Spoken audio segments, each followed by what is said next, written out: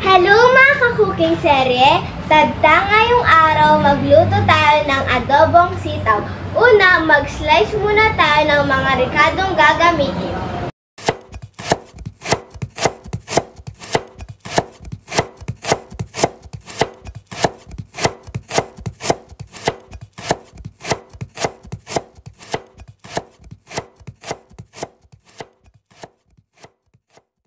Isunod na natin hatiin ang mga sitaw. Ngum idinakita ni Mamak, nukas anok nga ini-slice, kastoy siya inbagan. Ino, ay ko kagtusay mon slice si sitaw, ilam kay. Duwatan at atidog, duwatan basbasit. Relax ka lang dyan, Mama. I-construction ko ito. Construction? Dahil sa utos ng aking nanay, inalak man dagidje aatidog, santok ini-slice tiba basit. May ganito din ba kayong nanay? Mala dragon? Charot lang! Peace be with you, Mother!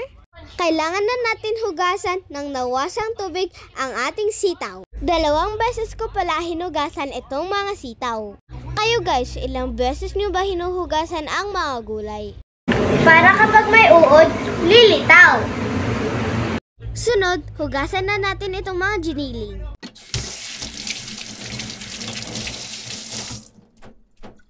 Pasgadan na natin ang kalan. Maglagay ng konting mantika. Painitin muna natin bago natin ilagay ang bawang at sibuyas. Santo tayo ikiwar-kiwar kan i-mix-mix. Antayin lang natin mag-golden brown itong sibuyas at bawang natin. Isunod na nating ilagay itong giniling. Santo tayo i-mekos-mekos kan i-mix-mix. Lagyan ng katamtamang asin para magkalasa. Isunod na nating ilagay ang toyo ng nanay ko. Silver Swan, igalaw mo ang baso. Isunod na natin ilagay ang black pepper. Kalahati lang pala yung nasa pack na linagay ko. Yun lang kasi yung naiwan nung last na nagluto ako. Baka akala nyo linagay ko lahat yung nakalagay sa isang pack. Ay, hindi po. Pagkatapos natin ilagay, ikiwar-kiwar kan i-mix-mix tayo manon. Para maghalo-halo lahat ng linagay natin. Antayin lang po natin magkakulay yung giniling. Para na rin maluto siya ng konti. Lagyan na natin ng konting tubig. Santom ikiwar-kiwar kan i-mix-mix. OMG!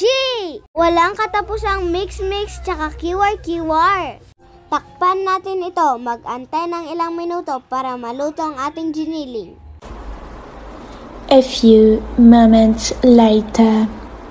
Pag kumulo na ito, ilagay na natin ang sitaw. Dapat ganyan guys, kumukulo ng husto. Para naman maluto yung giniling ng husto. Isunod na natin ang mga sitaw na ilagay. Santom ikiwar-kiwar kan i-mix-mix. Para mag-well combine ang ating giniling at sitaw. Takpan natin ng ilang minuto. Tikiman na! Pag masarap na ang lasa, okay na yan.